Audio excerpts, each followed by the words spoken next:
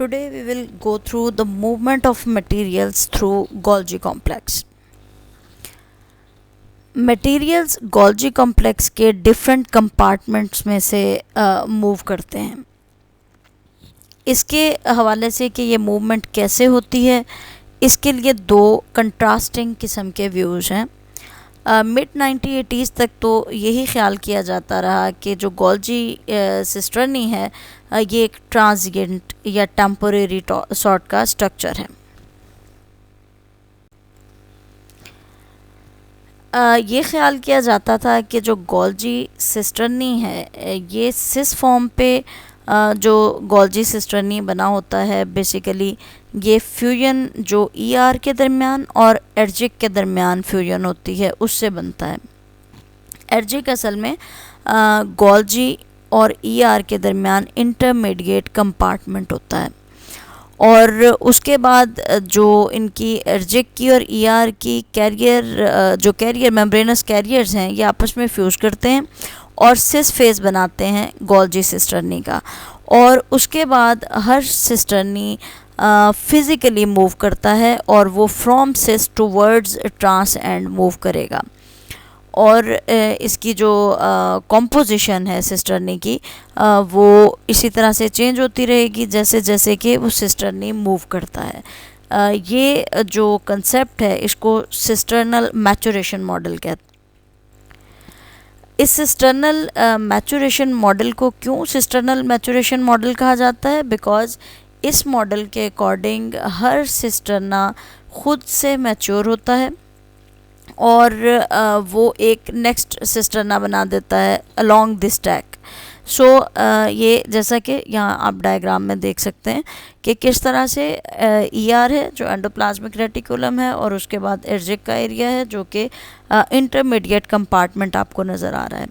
और उसके बाद according to this point of view जो सिस्टर्ना हैं दे विल गेट मैच्योर और उनकी मैच्योरेशन के बाद ये नेक्स्ट सिस्टर्ना में एस्टेब्लिश होता जाएगा आहिस्ता आहिस्ता और इसी को हम सिस्टर्नल मैच्योरेशन मॉडल कहेंगे. जबकि जो हमारे पास दूसरा इसका व्यू है वो वेसिकुलर ट्रांसपोर्ट का मॉडल है. मिड 1980s से मिड 1990s तक जो मैचुरेशन मॉडल था गोल्जी की मूवमेंट का वो तब्दील हुआ और फिर कुछ और अल्टरनेटिव मॉडल्स हमारे सामने आए जिसकी बेस पे जो गोल्जी का स्टैक है उसके बारे में ये बताया गया कि ये एक स्टेबल कंपार्टमेंट है.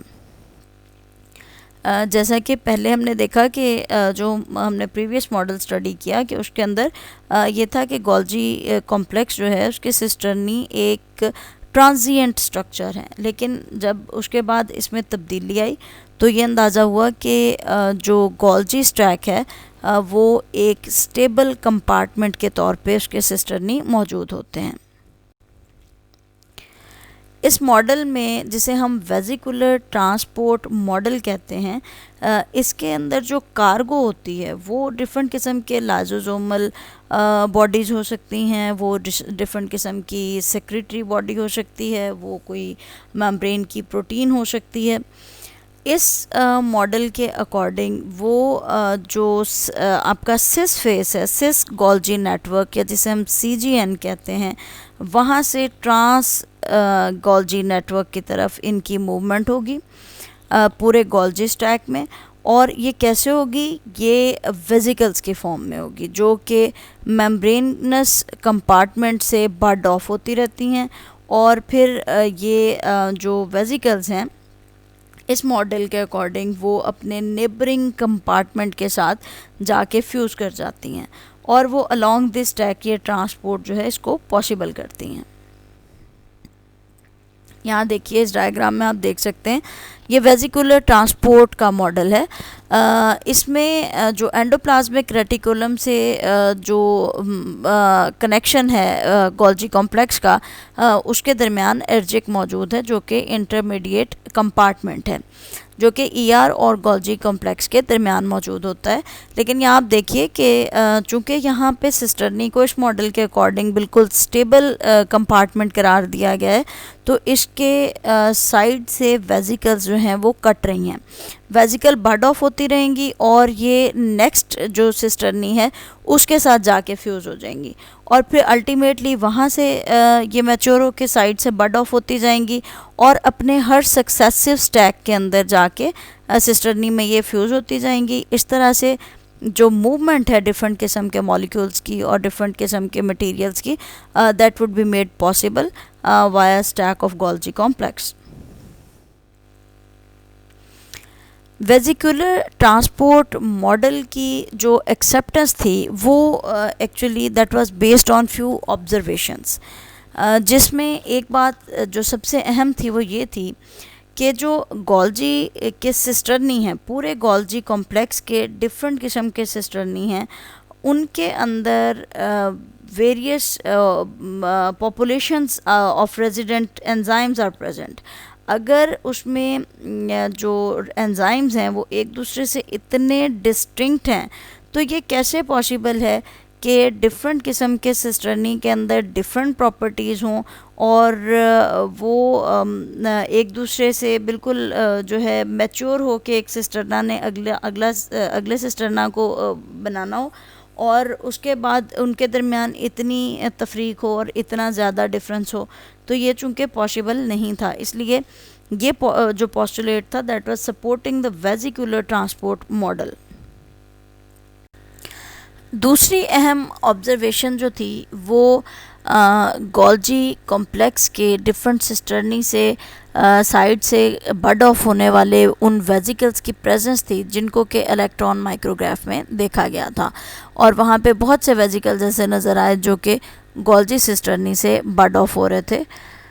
1983 में जेम्स रॉथमैन ने और उसके कुछ कलीग्स ने स्टैनफोर्ड यूनिवर्सिटी में कुछ एक्सपेरिमेंट्स किए जो कि इन विट्रो एक्सपेरिमेंट्स थे। उन्होंने कुछ ऐसी प्रिपरेशंस बनाई जो सेल फ्री प्रिपरेशंस थी और उसमें उन्होंने गोल्जी मेम्ब्रेन्स को यूज़ किया और उसमें उन्होंने देखा कि जो ट्रांसपोर्ट ऑफ वेजिकल है वो बडिंग के थ्रू पॉसिबल हो रही है। किसी भी गोल्जी के सिस्टर्नी से जो वेजिकल्स हैं वो बड ऑफ होती हैं और उसके बाद वो अगले गोल्जी सिस्टर्ना के साथ जाके फ्यूज़ हो जाती हैं।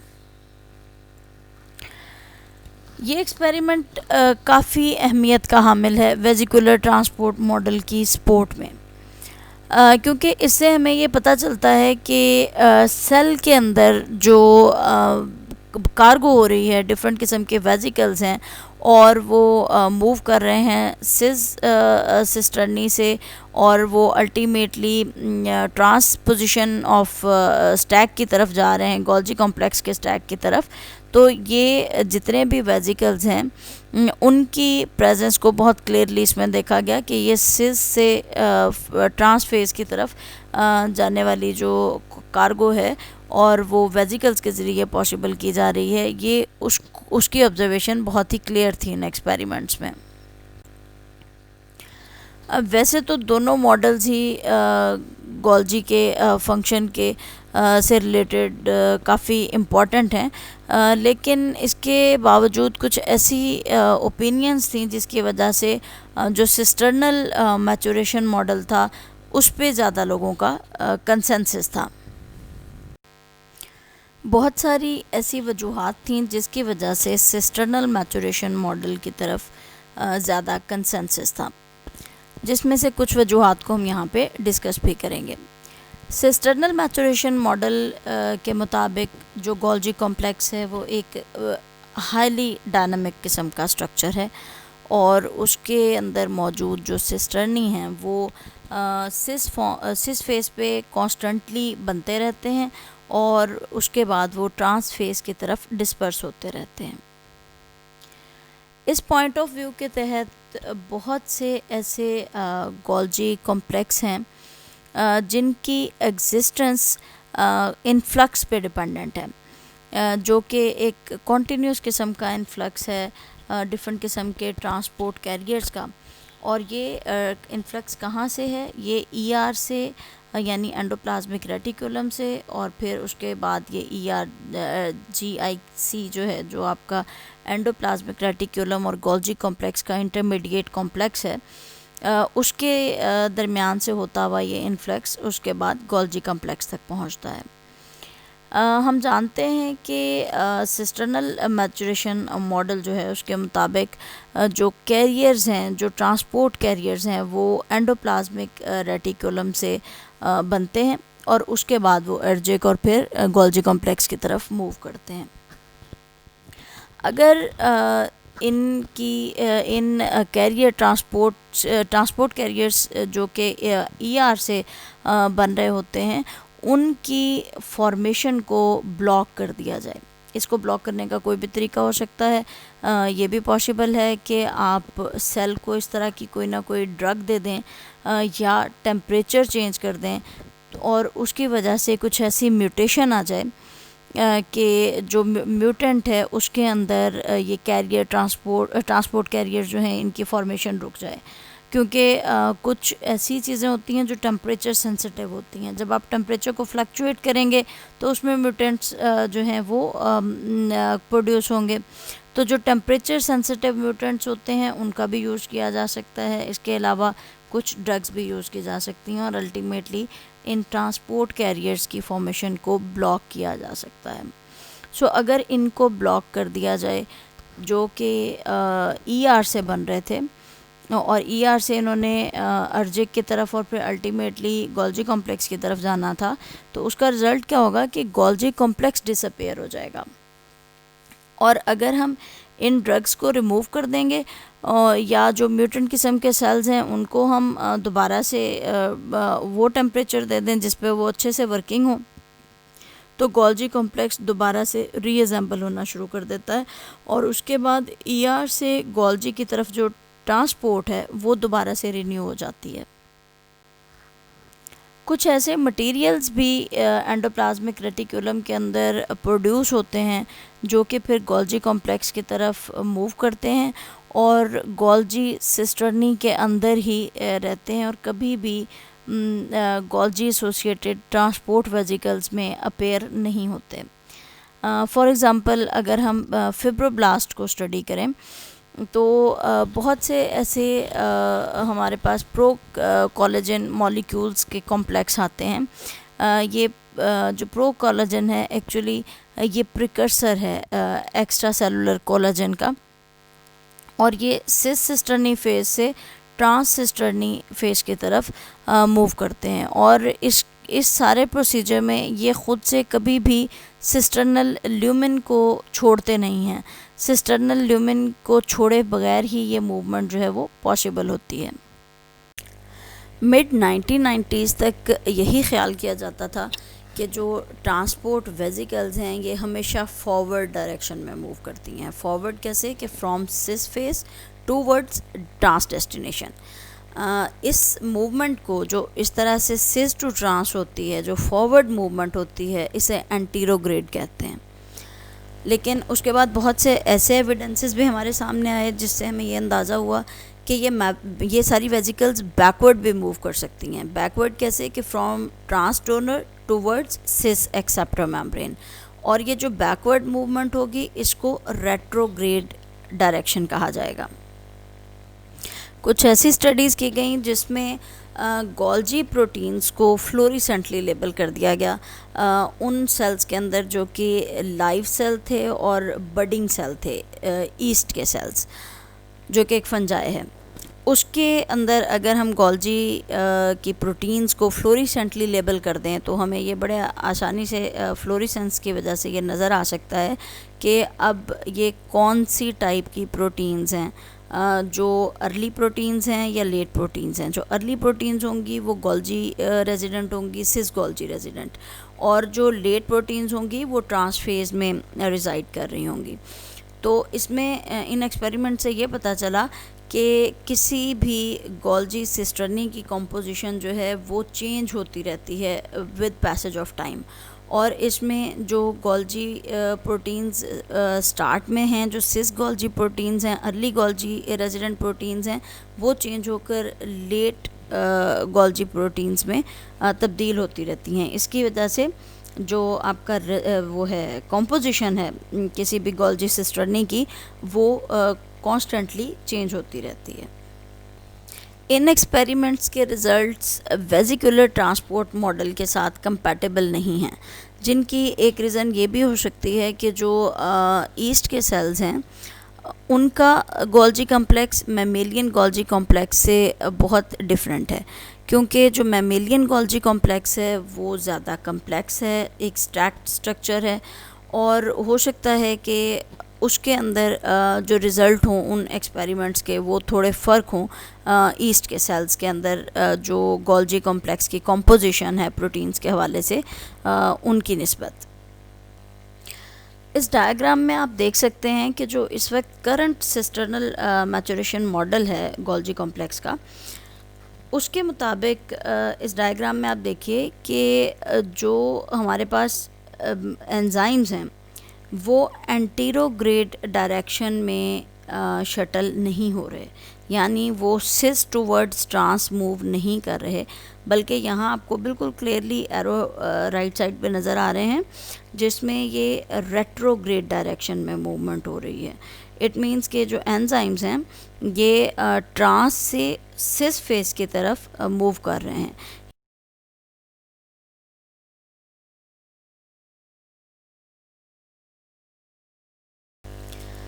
इस गोल्जी कॉम्प्लेक्स के अंदर होने वाली ट्रांसपोर्ट के मॉडल के बारे में कुछ एविडेंस हमें इलेक्ट्रॉन माइक्रोग्राफ से भी मिलता है।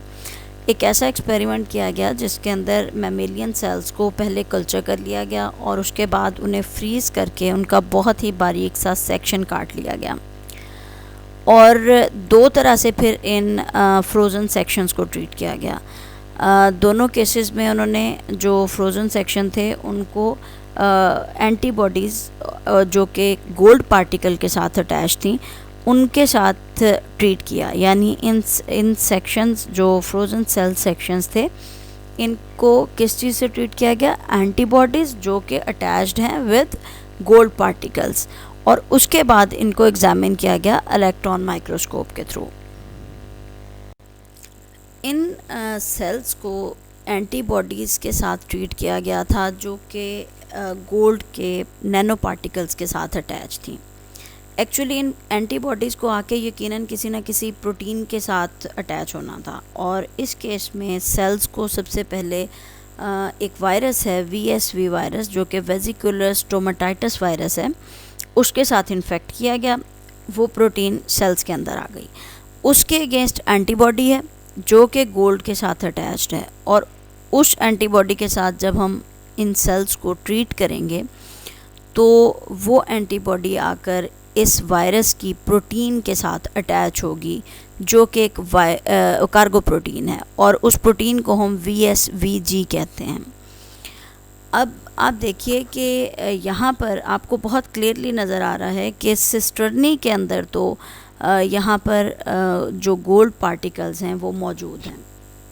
ये रेड कलर के एरो से यहाँ पे मैंने इंडिकेट किया है इसको कि जितने भी गोल्ड के पार्टिकल्स हैं वो सिस्टर्नी के अंदर मौजूद हैं, और इससे ये शो हो रहा है कि जो मूवमेंट है मटेरियल की वो एंटेरोगेट डायरेक्शन में हो रही है, और वो मैच्योर होने वाले सिस्टर्नी के अंदर है, जबकि स्मॉल ट्रांसपोर्ट वेजिकल्स के अंदर ऐसा कोई भी आपको गोल्ड पार्टिकल नज़र नहीं आता। जैसा कि अब आप देख सकते हैं कि जो स्मॉल वेजिकल्स हैं, जो ट्रांसपोर्ट वेजिकल्स हैं, उनके अंदर ये नैनो पार्टिकल्स जो कि गोल्ड पार्टिकल्स हैं और इनके साथ एंटीबॉडीज़ अटैच हैं वो मौजूद नहीं हैं। इससे ये साबित होता है कि ये एंटीबॉडीज़ चूँकि कार्गो प्रोटीन के साथ के अगेंस्ट बनाई गई थी, तो इसका मतलब ये हुआ यहाँ एंटीबॉडीज़ की गैर मौजूदगी ये शो करती है कि यहाँ पर वो कार्गो प्रोटीन मौजूद नहीं है जो कि VSVG है जिसके साथ हमने स्टार्ट में सेल्स को इन्फेक्ट किया था जिन वायरसेस की प्रोटीन के साथ, वो इसका मतलब है कि यहाँ मौजूद नहीं है। अब दूसरे केस में इन्हीं फ्रोज़न सेल्स की ट्रीटमेंट एंटीबॉडीज़ के साथ ही की गई जो कि गोल्ड के साथ ही अटैच थे, लेकिन एंटीबॉडीज़ हमने जो पहले केस स्टडी किया उसमें VSVG के अगेंस्ट थी, जो कि कार्गो प्रोटीन थी। यहाँ ऐसी एंटीबॉडी को गोल्ड पार्टिकल के साथ अटैच किया गया जो मेनोसिडेज 2 मॉलिक्यूल के अगेंस्ट थी। अब जो मेनोसिडेज 2 है ये बेसिकली एक प्रोसेसिंग एंजाइम है और ये गोल्जी के अंदर, गोल्जी कॉम्प्लेक्स के अंदर मौजूद होता है। अब यहाँ आपको बड़ा क्लियरली ये नज़र आ रहा है कि जो मेनोसिडेज 2 मॉलिक्यूल है ये दोनों जगहों पे मौजूद है, सिस्टर्नी के अंदर भी मौजूद है और ये साइड पे जो हमारे पास वेजिकल्स हैं, जो ट्रांसपोर्ट वेजिकल्स हैं, वहाँ पे भी मौजूद है। इससे ये चीज़ ज़ाहिर होती है कि जो गोल्जी के ऐसे एंजाइम्स होते हैं जो कि गोल्जी रेजिडेंट एंजाइम्स हैं, उनकी जो ट्रांसपोर्ट है वो रेट्रोग्रेड डायरेक्शन में होती है और यहाँ पे जो प्रेजेंस है वेजिकल्स के अंदर एज वेल एज सिस्टर्नी के अंदर, ये इस चीज़ का एक सबूत है कि ये वेजिकल्स जो हैं ये इस काम में अपना रोल प्ले करती हैं, यूटिलाइज होती हैं कि ये उन एंजाइम्स को जो कि गोल्जी रेजिडेंट एंजाइम्स हैं उन्हें कैरी कर सकें और उन्हें ट्रांसपोर्ट कर सकें, और कैसे, रेट्रोग्रेड डायरेक्शन में। सिस्टर्नल मैचुरेशन मॉडल से हमें ये अंदाज़ा होता है कि गोल्जी कॉम्प्लेक्स के पूरे स्टैक में हर गोल्जी सिस्टर्नी की एक यूनिक आइडेंटिटी है। फॉर एग्ज़ाम्पल आप देखिए कि हमारे पास जो एंजाइम है मेनोसिडेज 2, इसका काम क्या है कि ये मैनोज रेजिड्यू को ओलिगोसेकेराइड से सेपरेट कर देता है, उसे रिमूव कर देता है। ये ज़्यादातर मीडियल सिस्टर्नी के अंदर ही रेस्ट्रिक्टेड रहता है क्योंकि इसका काम जो है वो चूँकि मैनोज रेजिड्यू की रिमूवल है, तो ये ज़्यादातर मीडियल सिस्टर्नी के अंदर ही मौजूद रहता है। लेकिन ये ट्रांसपोर्ट वेजिकल्स के थ्रू बैकवर्ड भी मूव कर सकता है, जैसा कि सिस्टर्नी मूव करते हैं, तो ये ट्रांस एंड से सिस एंड की तरफ भी बैकवर्ड मूव कर सकता है, रिसाइकल हो सकता है।